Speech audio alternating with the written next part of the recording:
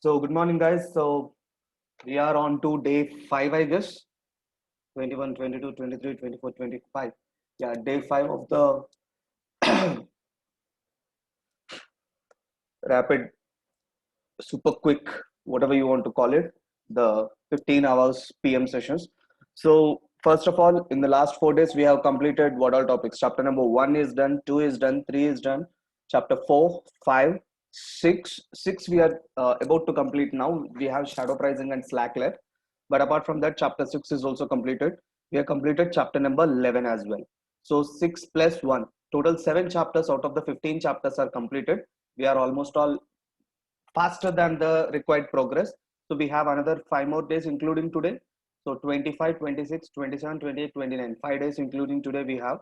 So, yeah, we'll be able to cover the portion as planned. The only thing is, advanced variances is the only topic that's going to take some time because there are lots of variance analysis that needs to be done. Advanced wages is the only topic that will take much time from here onwards. The rest of the topics, yes, they are a little bit tricky, but they'll be very fastly completed according to me. Let's move further. So that's just an analysis of where we are and what we have completed till now and what is yet to be done. And so with that being said, let's move on to our next topic, that is planning with limiting factors. In that, we are left with one concept called as shadow pricing. So first of all, in the last session, we discussed about linear programming, if you guys remember. So what we'll do when we have multiple limiting factors, we first understand if there are any uh, what are all the limiting factors. First we will identify what are all the limiting factors, and then we will form the linear programming equations for those limiting factors. And then what we'll do for those linear programming, we will solve the x and y, and then we'll figure out the maximum allowable units of x or maximum allowable units of y, and then we'll calculate the total contribution. So first of all, please understand that for your PM purpose, performance management purpose, they cannot ask you more than two products. They cannot say that there are three products in the company A, B, C. Now tell me how to do that, because that's impossible without using certain statistical techniques. Without doing that, you will not be able to solve multiple products. Maximum you can solve only two products by using linear programming. Either you can, you can have x and y, that's all. You cannot have a third variable called z if you want to do it using. It's possible using linear programming, but then again it will become too much clumsy, so let's not worry about that. For you, only two products will be given in the exam. Okay, sir, how do we do that if there are multiple products? In Excel, we have a topic called as goal seek is there, but goal seek won't work with more than one variable. There is solver. Solver is a tool which we use in Excel when we have multiple variables, multiple constraints, and we want to have a particular condition like maximization of contribution or something like that. I have put up a video on solver in YouTube, I guess, if I'm not wrong. You can go watch it from Global Phoenix channel. Anyways, if you want to, that's not a big deal. That's not required for PM examination, so we'll leave it for now. Chalo. So now, sir, yesterday we did a discussion related to 6x, your summer houses and garden sheds. At the ending of the chapter, we did this particular question relating to summer houses and garden sheds, right? So in that, they have given us two procedures where there, two processes where there. One is your what do you call it, cutting process, and then there is an assembly process. So come on, don't do that to me now. Cutting process and assembly process, and the number of hours in both these processes were limited. So with the limited availability of cutting and assembly hours, how do we calculate the maximum contribution? That's what we did in this particular question, right? So now let's move further and understand what exactly is this shadow pricing, and then we'll move on to slack. Now, shadow pricing. What do we mean by shadow pricing, sir? In simple language, very simply speaking, very easily understanding, shadow pricing means basically if you are getting one additional unit of the limited factor. So listen to me very carefully. If you are getting one additional unit of the limiting factor, For that one additional unit, how much are you ready to pay at a maximum? See, for example, you have limited labor hours. Because of that, you are producing only limited quantities. Now somebody is telling you that I can provide you one extra labor hour, but how much are you ready to pay me? Now you need to understand how much will you be ready to pay is maximum. I'm not saying that that should be the price, but at a maximum level, what we are ready to pay is the additional contribution that that particular one extra hour is generating. If in that one extra hour, if we are able to generate a contribution of $20, I can pay a maximum of 20. I cannot go beyond that. That means I'm just losing money. So shadow pricing is nothing but the maximum price that the firm is ready to pay for one additional unit of the limited resource. Is that clear, guys?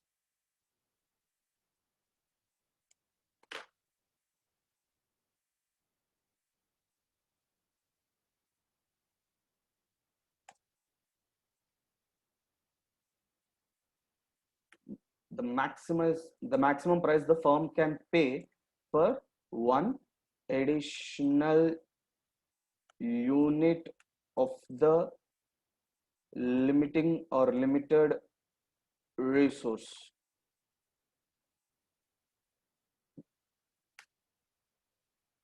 Okay, chalo. See, in this particular case, if they say, in this case, if they say one additional hour is available in the cutting process, for example, in the cutting we have maximum how many, 36 hours. If they are telling you one additional hour can be made available in the cutting process, how much are you ready to pay? So what we will do is very simple, ma. Sir, already we know existing total contribution is 360. By having one extra unit, how much am I gonna get? First I will calculate that. How do I calculate that? Just change this equation a little bit. Change your equation. 3x plus 6y should be less than or equal to 37. Sir, why 37? Because one extra unit is available to you. So this will become 37. And the rest of the calculation you do, whatever you are getting at the end, that is the total contributions. And then deduct 360 from that previous contribution. Whatever extra you are getting, that is what you are ready to pay at a maximum. So that is called as your shadow price. Understood? Let's see this. Guys, confirm in the chat section if everybody understood this shadow pricing or not.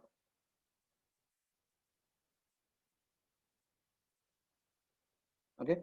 See, shadow price or giver price of a limiting factor is the increase in the contribution created by the availability of one additional unit of that limiting factor. Shadow price can be calculated by increasing in value, which would be created by having a one extra unit at its original cost. It therefore represents the maximum premium that the firm should be willing to pay. This aspect is discussed in detail more. Non-critical constraints will have zero shading price as slack exists already. So common sense. Okay.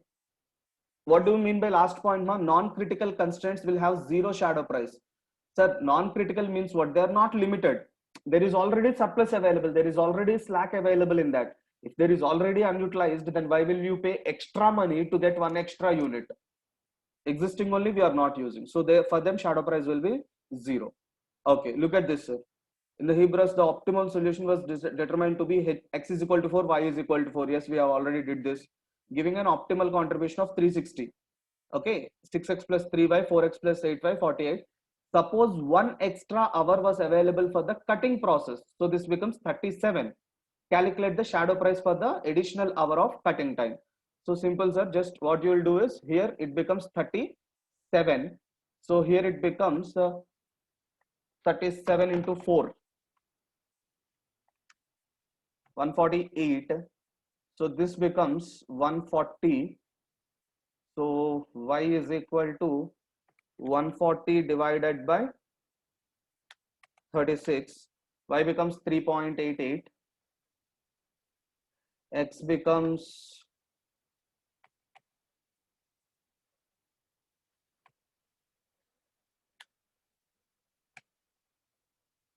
what?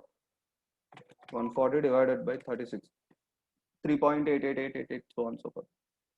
3.889 will take. So x is equal to into 3 minus 36 divided by 6. That's x is equal to 4.055. So substitute this in the contribution line. Contribution is what? 50 and 40. So 50 into 4.055 and 40 into 3.889 or whatever it is. So that's 155. Sorry, 358.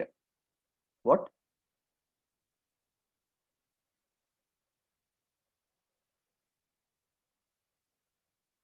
Am I getting less?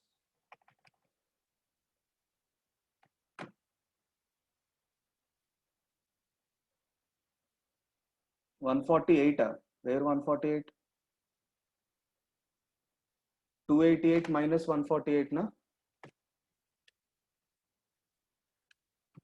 140 only, na?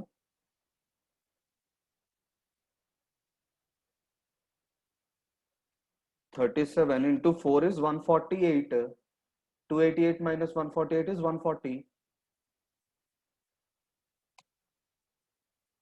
Yeah.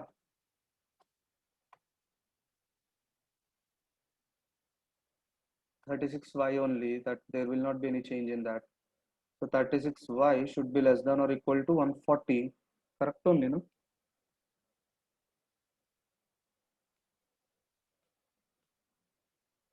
What's happening?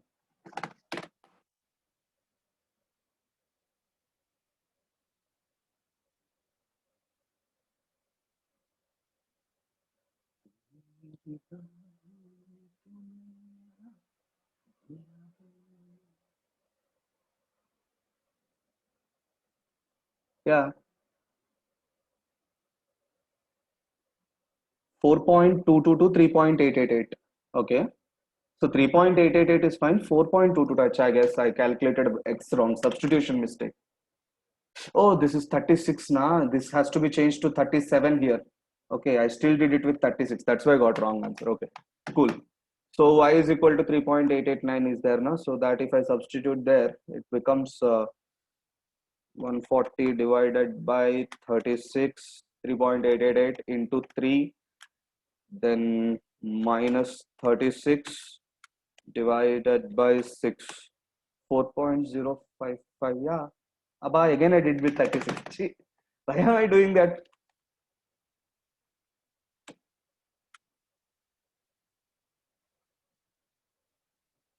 37 divided by 6. Okay, 4.222. I was again doing with 36.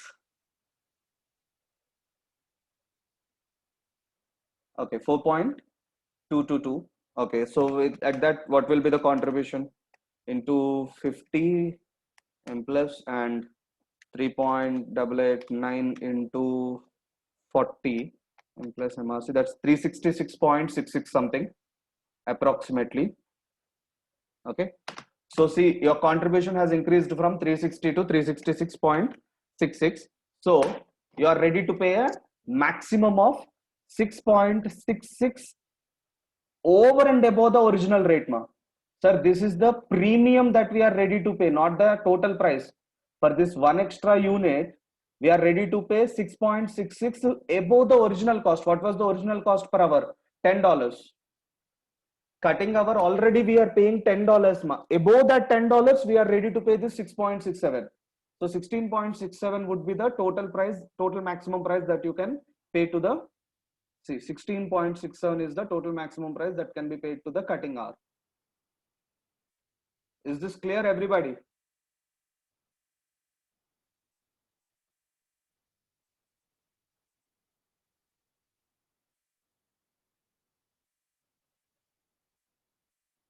Guys, please confirm. Is the shadow pricing concept clear, everybody? Can we move further? Okay. Then, sir, what do you mean by slack? Slack is very straightforward now. Slack is basically unutilized or underutilized resources. We are not using them to the best extent. We still have some units which can be utilized. That is called as slack. Okay, see, amount by which a resource is underutilized, where the maximum availability of a resource is not used. Okay, sure, that's it.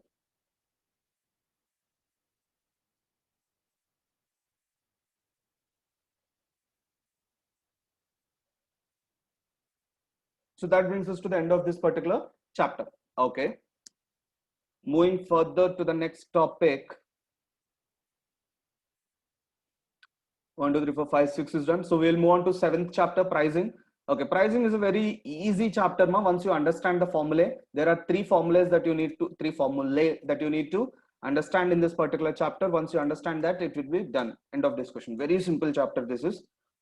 So what exactly do we learn in this particular chapter called as pricing, sir? So point number 1, as the title suggests, as the title of the chapter itself suggests, we are gonna fix the price of the commodities in this particular chapter, right? Pricing, we will be learning about the pricing of the different chapters, so different products and services. Okay, I think it's going to take too much time if I do that. Okay, so first of all, please understand that there are different techniques in fixing the price, but ultimately whatever price you are fixing, the ultimate aim is to maximize the profit. As simple as that, isn't it? Any company wants to fix its selling price in such a manner that it can maximize its profits, it can maximize its revenues. Okay, now having said that, you need to understand how usually prices work.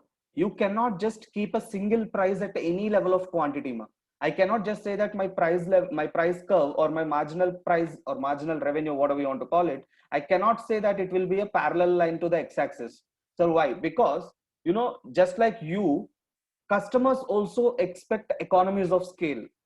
Customers also say that, okay, buddy, if I'm purchasing in bulk quantity, you need to give me discount. Okay, your law of supply and demand, if you remember from your economics chapter number 101 economics, what do you learn there?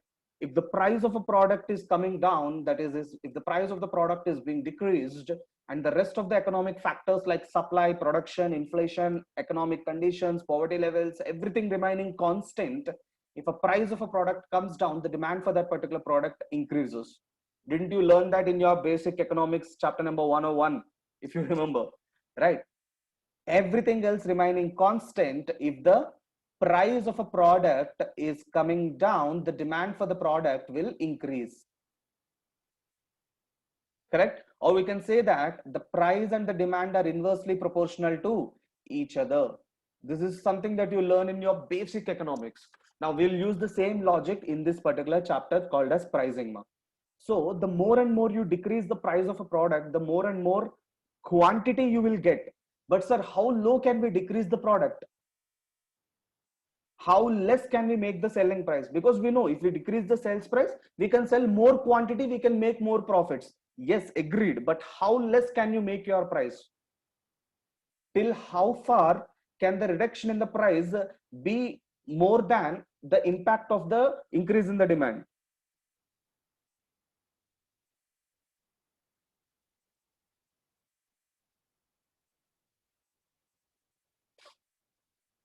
Okay, that is what we are gonna understand in this particular topic now.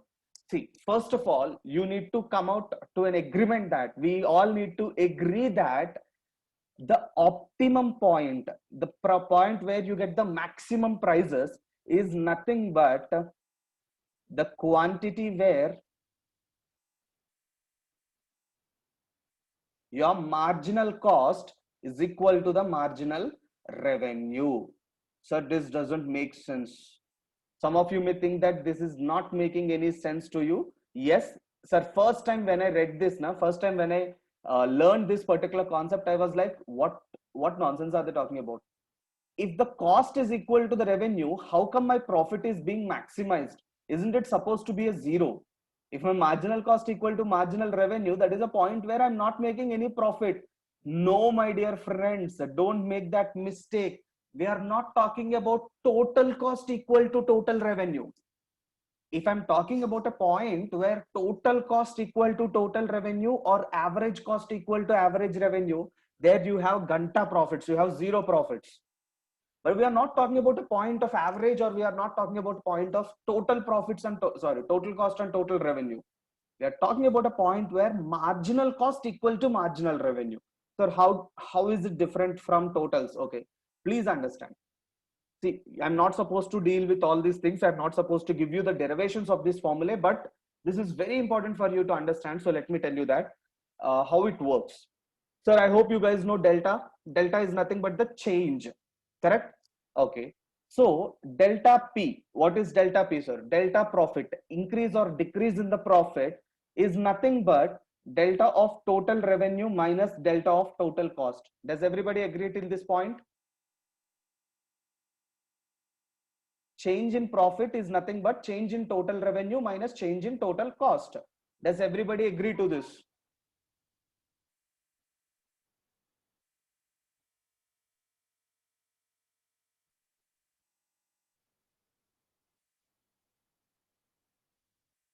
Okay. Sir, how do I get change in total revenue? Okay, that becomes too complicated for you to explain like that. No, no, no, no, no, no, no, no, no, no, no, no, no, no, no, no. Let's not do that. It will become too much complicated for you.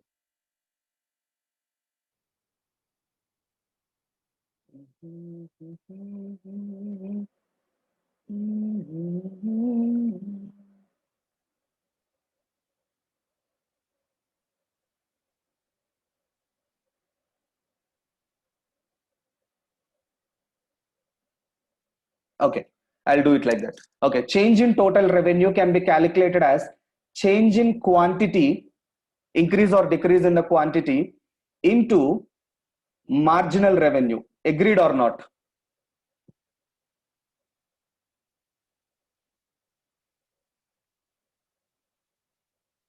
How many units increased or decreased into marginal revenue per each unit. And similarly, total cost can be calculated as change in quantity into marginal cost.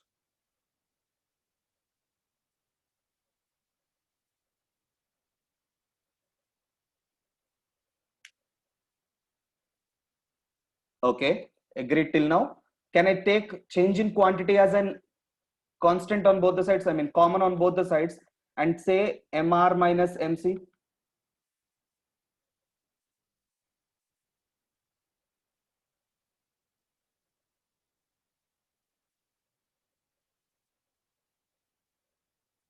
Sir, I want your confirmation at each step. Then only I'll move further. Okay. Now, last technique, ma. Done with this explanation. Don't you think if you reach a point of maximum profit, you don't want it to change any further? You want the change in profit to be zero, correct? Once you reach the optimum point, you already got the highest profit. There, you want delta P to be zero. Agreed? You don't want to change your profits anymore. You already reached the maximum profit point. So the delta P should become zero. So if delta P is becoming zero, can't I say if I 0 is equal to delta Q into MR minus MC. So if delta Q is going to the other side, 0 is equal to MR minus MC. That implies MR is equal to MC.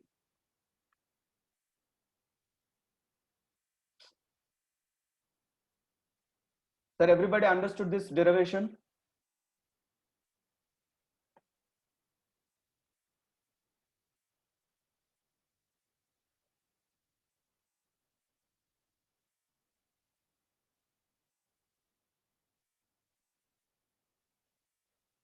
Please confirm, guys. Everybody understood this derivation or not?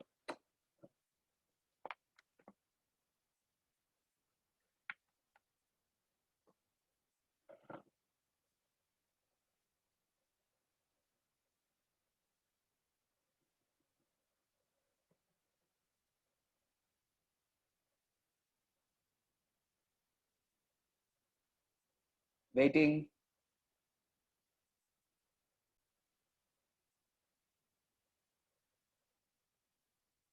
So we established the fact that we get maximum profits when marginal revenue is equal to the marginal cost. So please understand, below the optimum point, what happens is your cost will be less than your revenues. But the problem is that you can maximize more quantity, so you will still reduce the prices a little bit and go towards the optimum point. But after the optimum point, what happens is the marginal cost will be much higher than the marginal revenue because of increase in the fixed costs and other aspects. So this is all a little bit out of your syllabus, so don't worry about it. All you need to understand is a point where MR is equal to MC is the maximum profit level for you. Okay. That being said, okay, chalo. I'll go through the content once because I don't want to give you too much information. So first, let's do a small theoretical discussion. Then we'll move on to the next two equations, A minus BQ and A minus 2BQ. Then this chapter will be completed. Okay. See, why is pricing important, sir? Because that is very important for you to maximize the contributions, maximize the profits. Business makes profit by selling the goods at a price higher than their cost. Common sense, sir. Brr, common sense. Okay. What are the different types of competitions in the markets? Why do we need to understand this, sir? Because based on the market characteristics only, we fix the selling prices. Ma. If it's a pure monopoly, like Indian Railways, there's no competition for you, so you can fix the price as ever you wish. You can increase it by 20% tomorrow, nobody gives a damn about it, right? If you're working in a pure monopoly, then that's absolutely different story. Your pricing factors does not really determine your quantities and determine your profits. Whereas if you are dealing in a very pure competition, like deep neck throat competition you are dealing with, small change in the price can have a huge impact on the quantity of your particular product or service. So because of that reason, what we do is we need to understand the competition levels in the market in order to understand the pricing strategy. So first of all, in a perfectly competitive market, so perfect competition is there. So what should be the uh, characteristics of a perfectly competitive market? So first of all, there should not be any entry and exit barriers. Any person can come into the market as a supplier. Any person can leave the market at any point of time. Then only we'll have perfect competition. If there are entry barriers, then obviously the competition won't be that difficult. You know, suppose you go to a new place and you want to establish a business. They are saying that no-nos or outsiders are not allowed to establish a business here. You should have at least 5 years of residence in this particular place before starting a business here. That's not perfect competition. Only those existing people are only competing amongst themselves. You don't entertain new competition. That's not perfect, right? There should not be any entry and exit barriers. Information should be available with everybody. Perfect information should be available with everybody. Then only competition will be tougher, right? See, if people don't know what is the cost per unit or what is the profit per unit, what is the price per unit, then obviously competition won't be perfect. Then companies are always willing to maximize the profit, then only competition will work. Homogeneous products, sir, if suppose companies are not willing to maximize profit, one company is coming in and saying that I don't care about the profit, I have already reserves with me, I'll sell at a loss. What will happen to the competition? Everybody else will run out of the market. If one company is coming into the business with loss making attitude, competition will be killed automatically. Then homogeneous products, identical products can only have a tough competition. If the products are not identical, then obviously perfect competition won't be there. Now, imperfect competition. Imperfect competition is there, but still it is not perfect, but there is still some set of competition involved in that. So first of all, monopoly does not have any competition, sir. Monopoly is the ultimate sellers. But please understand, perfect monopoly does not exist in the real life. See, perfect monopoly is just a book concept. You cannot find perfect monopolies in the real market. See, they gave you an example of Microsoft, but Microsoft is not really a perfect monopoly. There are alternative products for Microsoft as well. There are competing products for Microsoft as well. What if you don't use Windows operating system? You can use Macintosh, you can use Linux operating system, you can use DOS operating system. So sorry, DOS is also Microsoft only. But yeah, you have Linux, you have Red Hat, you have Unix, you have Ubuntu. And within Ubuntu, there are like multiple variants of Ubuntu because Ubuntu is a free source. People can just modify it according to their requirement. Open source uh, operating system it is. So there are alternatives. Real life में perfect monopoly does not exist. The railways, railways is a monopoly, but even that is not really a perfect monopoly as such. Suppose if I'm talking about passenger transport of railways, you have flights, you have roadways, you have waterways. Maybe not directly competing, but still there is a little bit of correction between them, right? If tomorrow railways are increasing the fare by 20%, the number of people that use the railway services will definitely decrease. Some people are like, okay, now instead of paying that much railway fee fare, I would rather go by a road transport, maybe a private bus or public bus or something like that, an RTC or whatever it is. Okay, so perfect monopoly is just a book concept, so that's different story. Next comes oligopoly, sir. Now what is this oligopoly? Oligopoly is where few companies in what do you call it, a few companies dominate the market. Okay, a certain group of companies or certain category of companies only are there, and they dominate the entire market. Suppose if I'm talking about Indian telecommunications, okay, India telecommunications, Jio and Airtel are dominating the entire market. Sir, nowadays, so you don't have much choices also. You have Jio, you have Idea, you have Vodafone, you have Airtel, you have Tata. Docomo does. I don't think Docomo is there much. Yes, they are working, but I don't think they have much client base or something like that. BSNL, God bless BSNL, sir. वो तो रहता है.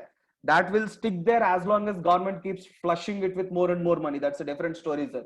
Let's not worry about that. But yeah, so previously, we used to have Uninor, we used to have Aircel, not Airtel, Aircel. Then we had Docomo, there was Reliance. Huh, sir, now Jio is there. Previously, we used to have Reliance SIM cards also, separate, not Jio. Then Tata, not Tata Docomo, there used to be separate Tata also. What was that a SIM? Tata Communications or something used to be there. I'm unable to recall. But there used to be lots of players. Uninor is the first player that actually, Tata Docomo is there, sir, but there is Tata Postpaid also. There used to be Postpaid, not Tata Docomo. Docomo started with prepaid. Yeah.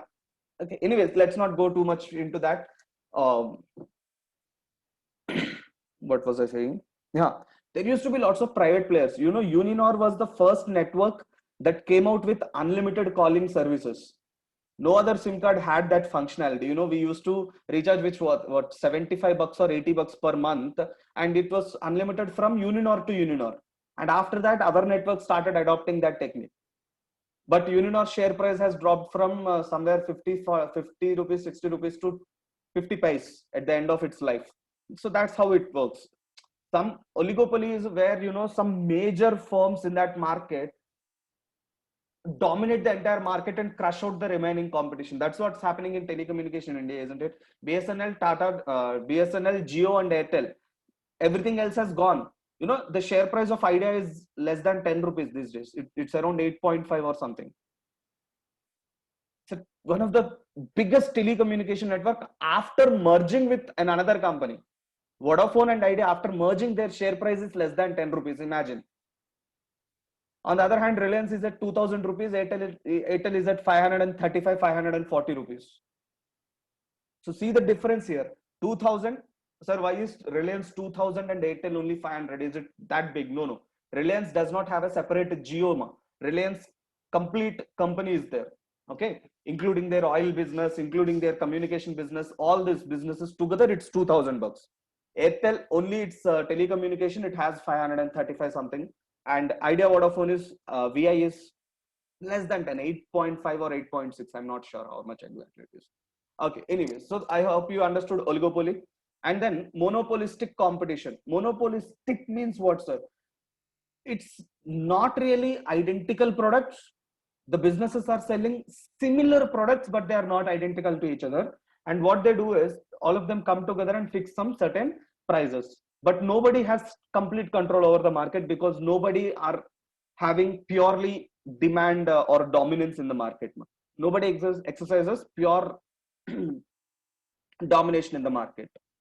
Soap companies are example of monopolistic competition. Your soaps manufacturing and other stuff. All of them manufacture soaps, but none of them are identical to each other. All of them have a different characteristic. All of them have different size, shape, perfume, or whatever you want to call it. So because of that, nobody can actually dominate the entire market in that particular segment. Okay. So those, my dear friends, are the three different types of imperfect markets. You have perfect markets, then you have imperfect. Within imperfect, you have monopoly, oligopoly, and monopolistic competition. Then what are the broad approaches to pricing, sir?